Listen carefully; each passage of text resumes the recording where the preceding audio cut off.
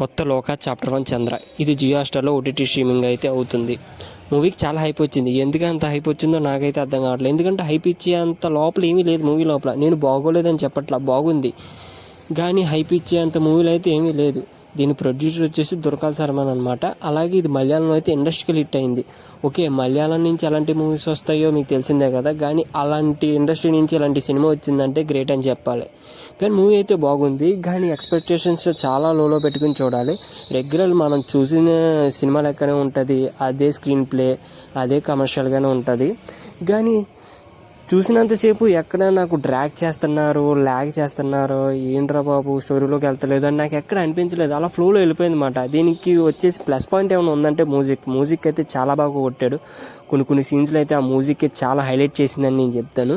ఇంకోటి ఏంటంటే తనకున్న పవర్స్ చూపించడం కానీ, తన పవర్స్కి వస్తున్న రీజన్స్ కానీ కొన్ని చూపించుకుంటూ వస్తాడు. అప్పుడు పడింది అయ్యా ఇంటర్వెల్ సీక్వెన్స్ ఒకటే. అబ్బా, ఒక చిన్న పిల్ల ఉంటుంది, ఏమన్నా యాక్ట్ చేయించరా. అక్కడ ఆ పిల్ల యాక్టింగ్, అక్కడ ఫైటింగ్ కొరియోగ్రఫీ, అక్కడ సినిమాటోగ్రఫీ, అక్కడ మ్యూజిక్ అన్నీ పర్ఫెక్ట్గా చాలా బాగా తీశారు. ఆ ఇంటర్వెల్ సీక్వెన్స్ అయితే one of the best sequence movie. ఇంకా నీ మూవీకి ప్రత్యేకంగా చెప్పాల్సింది ఏంటంటే క్వాలిటీ. అంత తక్కువ బడ్జెట్, అంత ఎక్కువ క్వాలిటీని అంతలా ఎలా తెప్పించారు అయ్యా అసలు.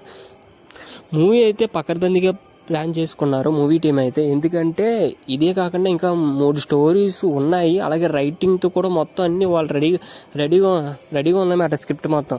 ఎందుకంటే నాకు ఈ మూవీ చూసిన తర్వాత అర్థమైంది అసలు వీళ్ళెవరో, వీళ్ళకి పవర్స్ ఏంటి, పవర్స్ ఎలా వచ్చినాయి, మూవీని మనం ఏ టైప్ ఆఫ్లో తీసుకెళ్తున్నాం, అలాగే వీళ్ళకి అడ్వాంటేజెస్ డిసడ్వాంటేజెస్ ఏంటి అని చూపించడం కోసం, అలాగే ఒక కథను కూడా ఏర్పాటు చేసుకుని మనకి ఇంట్రడక్షన్ చేస్తానికి తీసారేమో అన్నట్టుగా నాకైతే అనిపించింది. జస్ట్ ఇది వర్కౌట్ అయింది కూడా. రెండు దీంట్లో క్యామియోస్ ఉన్నాయి. కొన్ని క్యామియోస్ అయితే ఎలా హ్యాండ్ కూడా ఉంటుంది తర్వాత వచ్చే మూవీస్లో అన్నట్టుగా చూపించారు. ఇంకో 2 క్యామియోస్ అయితే వాడుకున్నారు, వర్కౌట్ అయినాయి కూడా, చాలా బాగా వర్కౌట్ అయ్యాయి.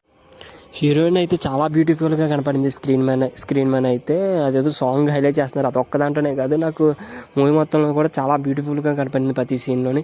అలాగే హీరోయిన్ కానీ, నెల్సన్ వాళ్ళ ఫ్రెండ్స్ వాళ్ళ మధ్యన వచ్చిన కామెడీ సీన్స్ కానీ చాలా బాగా ఉన్నాయి. ఇంకొకరి గురించి మాట్లాడుకోవాలి, అదే మన మాస్టర్ గురించి, విలన్ గారి గురించి. అబ్బా, ఏమన్నా యాక్ట్ చేశారా సార్. అస్సలు మీరు యాక్ట్ చేస్తూ ఉంటే మీ ప్లేస్లో ఇంకొకరు ఊహించుకోలేము సార్. మొన్న వచ్చిన కిష్కిందపురి కావచ్చు, ఇప్పుడు ఇది కావచ్చు, మీ ప్లేస్ నాకైతే నచ్చింది.